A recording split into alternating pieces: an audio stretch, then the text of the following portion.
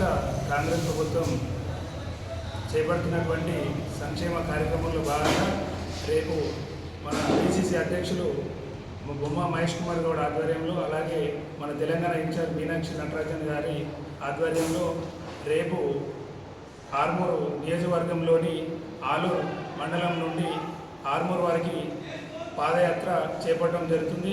ఈ యొక్క పాదయాత్రకు జనహిత పాదయాత్ర అని పేరు పెట్టడం జరిగింది.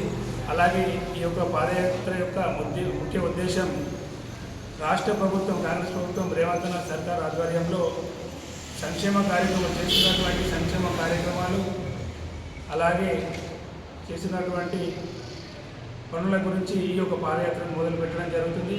కాబట్టి ఈ యొక్క పాదయాత్రను మన యువజన నాయకులు ఆర్మూర్ నియోజకవర్గం కావచ్చు, బాల్కొండ నియోజకవర్గం కావచ్చు, అందరూ యువకులు పెద్ద ఎత్తున హాజరై ఈ పాదయాత్రను విజయవంతం చేస్తారని ఆశిస్తూ జై కాంగ్రెస్, జై జై కాంగ్రెస్.